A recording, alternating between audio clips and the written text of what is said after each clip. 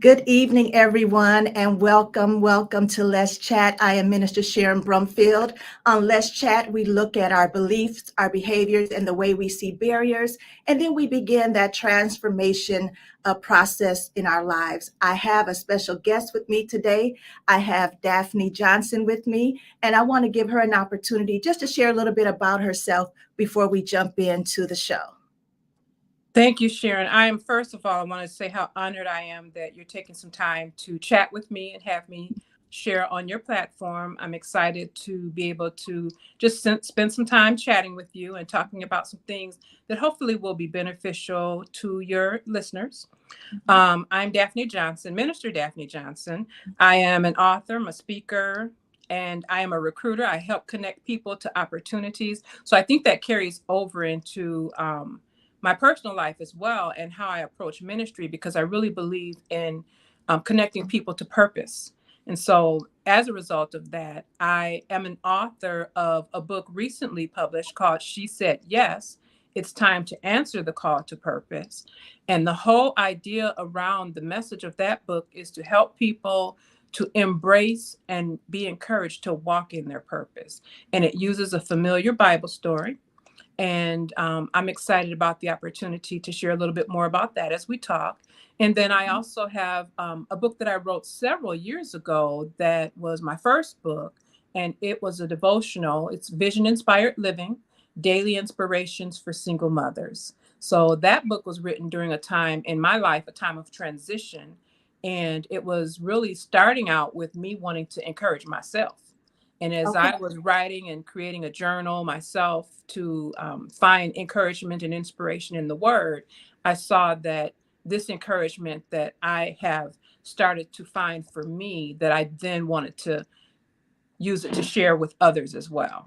So that Okay. was a devotional that was written many years ago while my children were young. And my children are also adults at this time. So at some point, I thought the ministry to single mothers had matured and maybe I was moving on to other things, but God brought it back.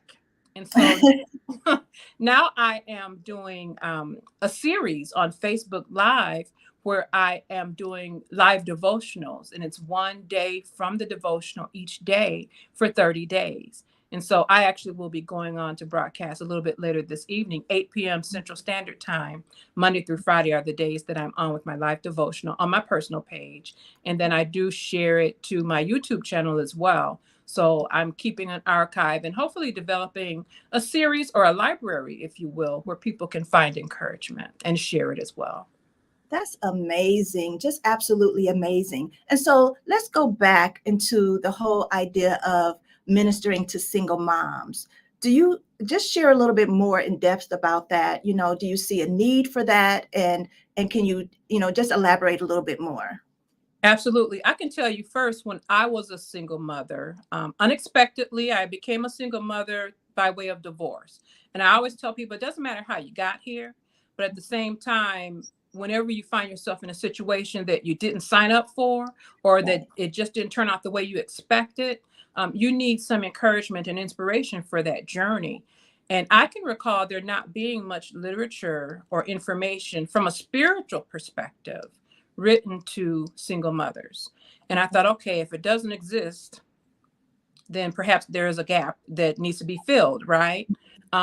I figured that as I was in the process of just trying to encourage myself and write the journal entries of gratitude, and that's where I started writing. Now, yes, it's necessary because we have single mothers, a newer generation of single mothers that definitely do need encouragement and inspiration. And I think as we continue to lift people up, it helps to improve things for generations after us. And Right. so, even though I thought the ministry to single mothers had matured as it related to my own personal journey because my children are grown, I found out that God really wanted me to continue to share the messages of hope and inspiration. And it's now coming from a season of I've been there, done that. And so I Mhm. have the experience and I have probably some successes and some failures that I can speak from to help encourage other single mothers.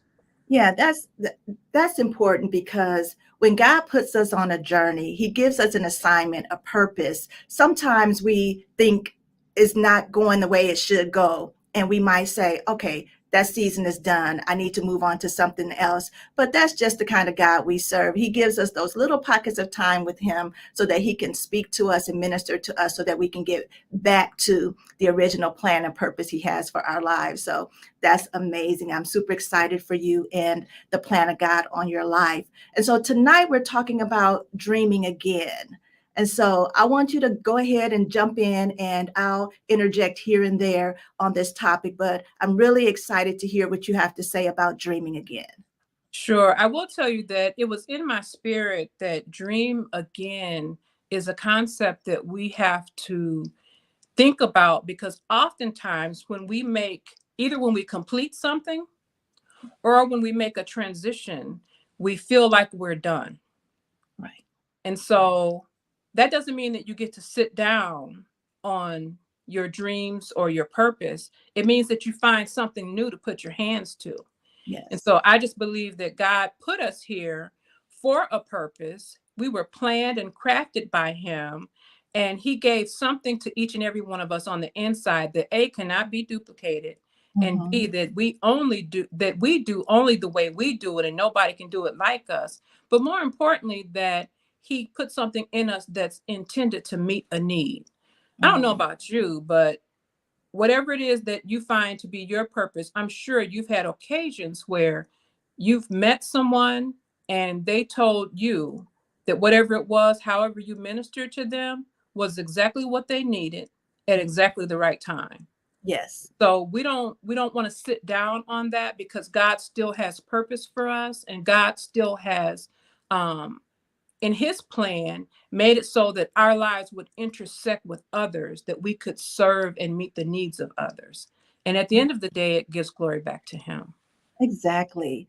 Exactly. When it comes to dreaming again, share a little bit about a time where you may have given up on a dream and you thought, okay, that's the end. For me, it was when I was a seamstress. I was a fashion designer and I absolutely loved it.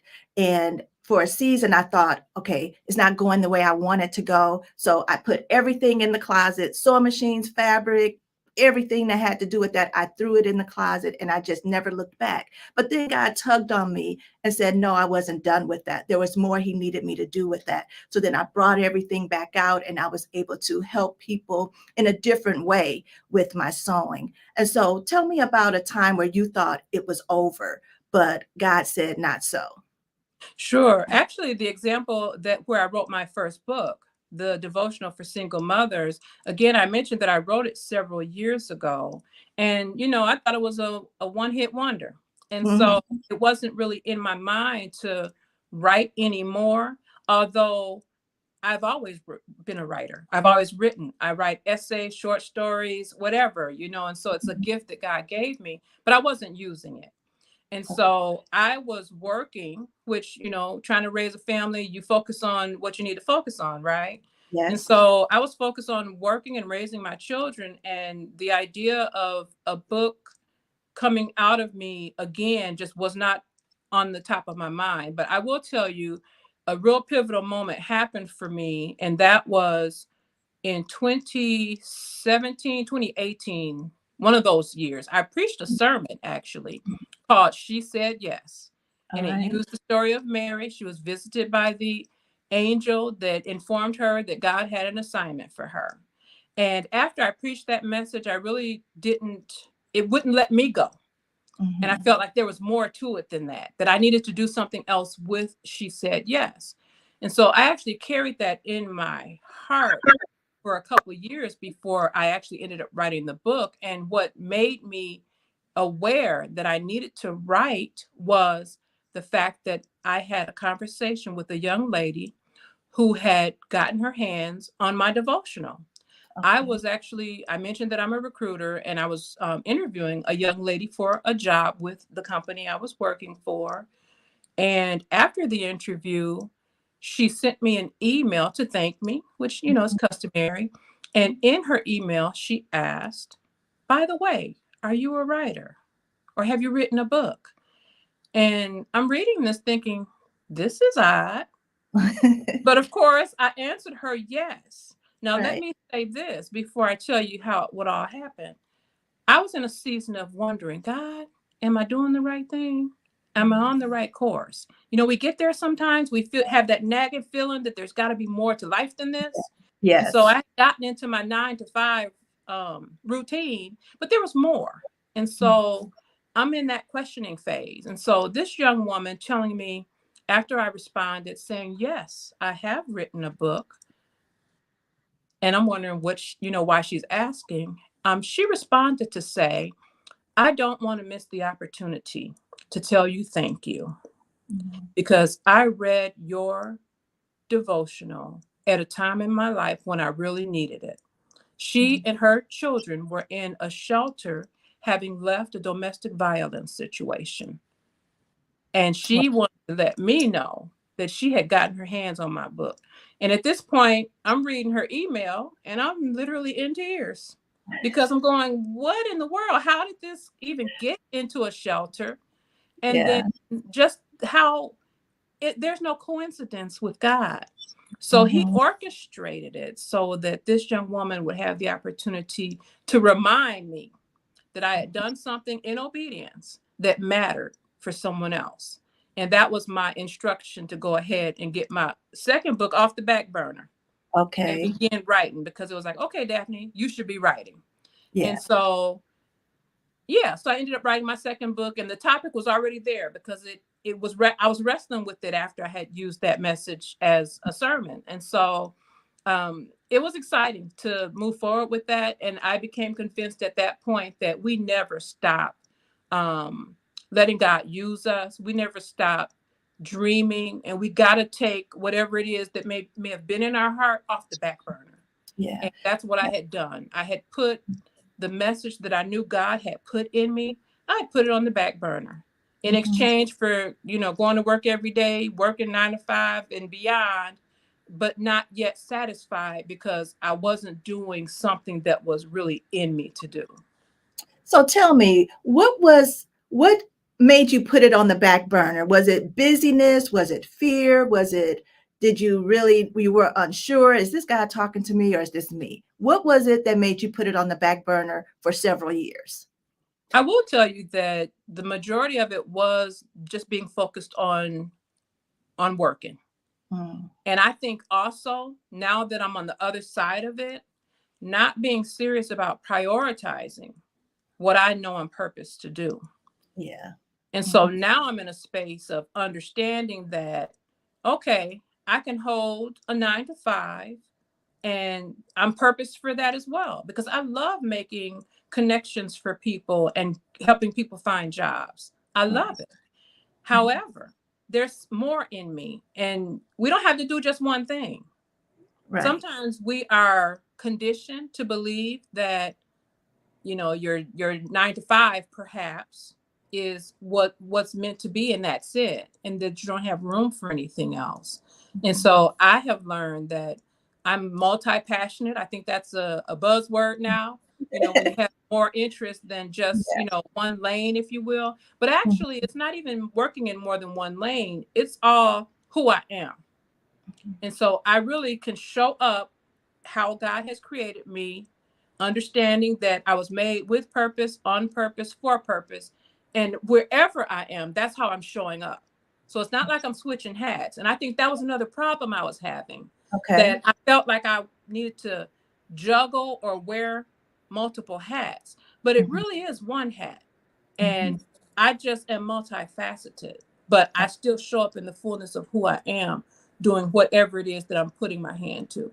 And so I think that's another thing that dreaming again doesn't necessarily have to cost you a complete change of your identity or a Mhm. complete change of, what you do in your profession.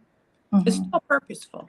Okay. All right. We're going to stop right there and take this quick commercial break, and then we're going to come back. And I want to dig more into the balance, or how do you pursue a vision, a dream, yet you have a family, you have a 9 to 5, you have all of these things that you need to do. All right. So we'll be right back after this commercial break. Welcome to your Hope Diary, a sanctuary of thoughts, aspirations, and reflections about life's journey. Join 21 authors as they pen the page of their life in this vehicle illustrating that hope is available to all. Save the date for the Hope Diary launch on Sunday, March 10th, 2024 at 7 p.m. on Clear Thinking Counseling Services social media sites. Rejoice in hope. Be patient in tribulation. Be constant in prayer. Romans 12:12.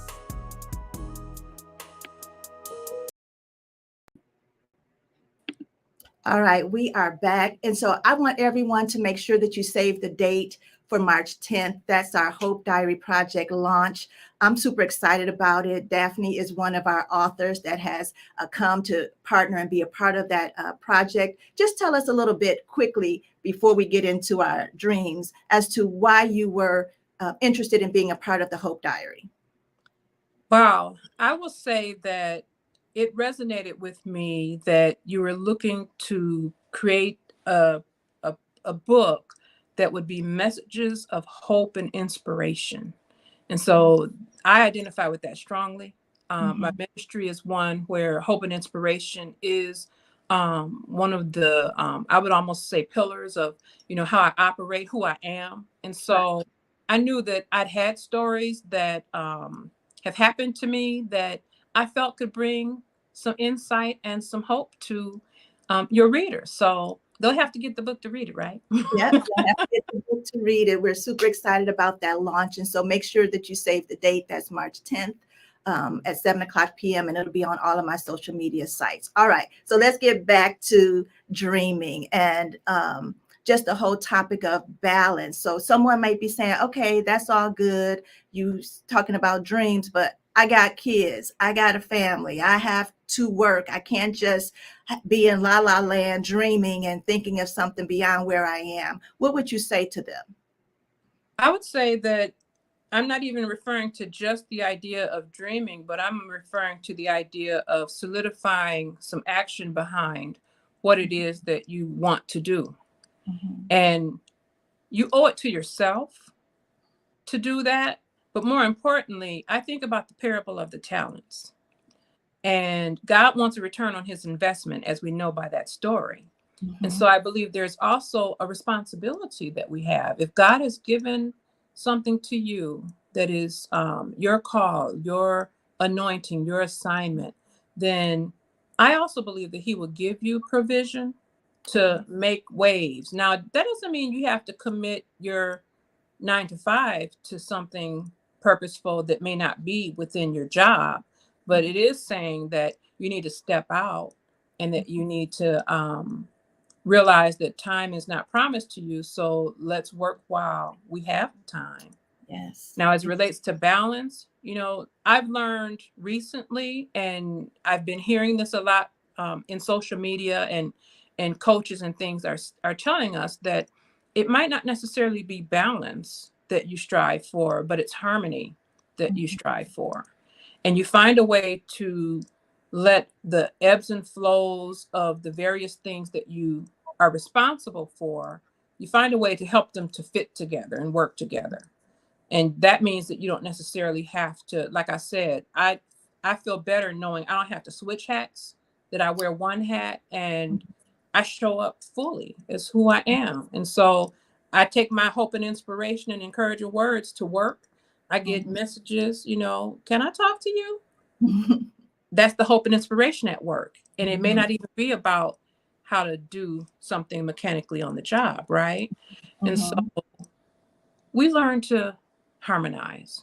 Now, if you have little kids, I can remember when my children were young, they had an early bedtime. My daughter has told stories about how she can remember it feeling like it was still light outside and her friends were still outside because mama put them kids to bed a little bit early so that I could have some time for me.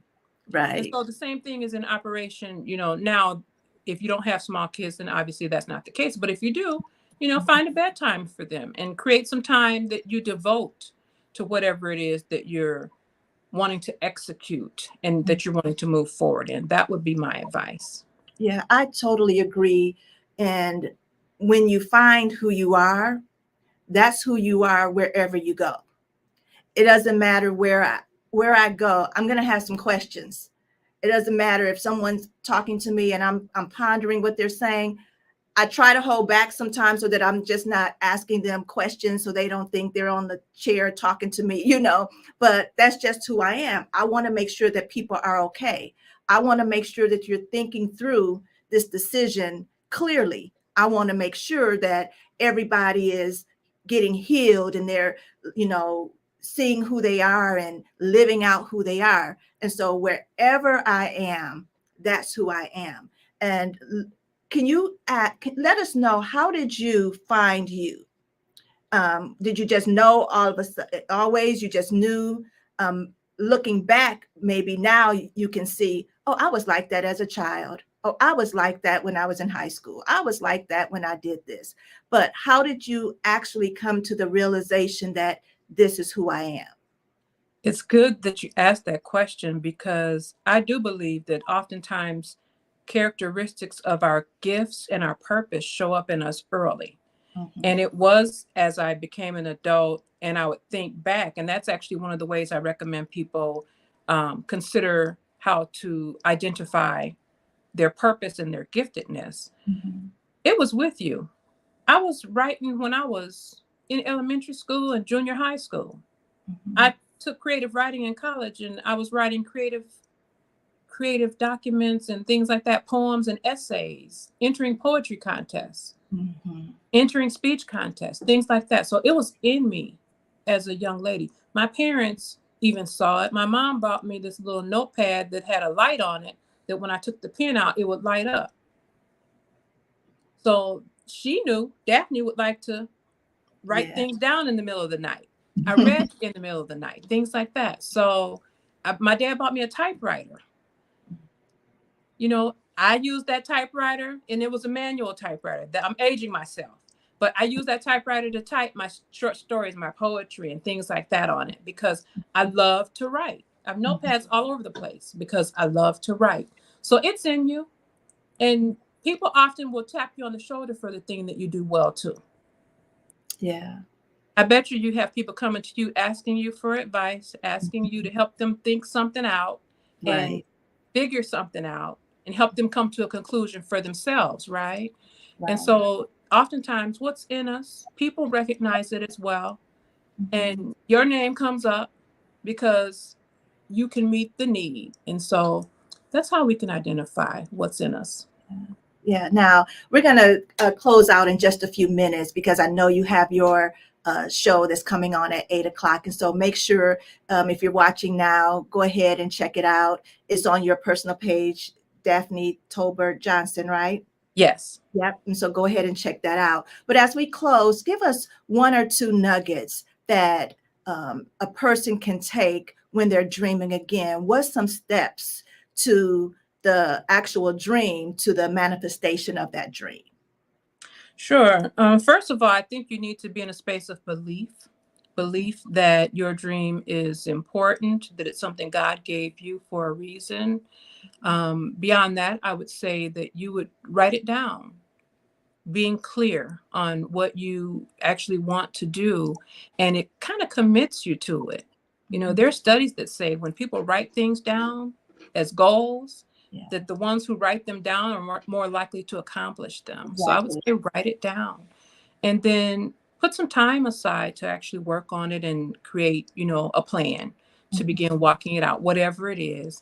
And I would also say you're never too old or too young. But too old is fitting with me right now, as I just had another birthday. But you're never too old. And then it's never too small. No small act of obedience to God is considered unimportant. It's important enough to him that he gave it to you, but it's important enough for you to carry it through, because it's going to meet the need for somebody. Yeah.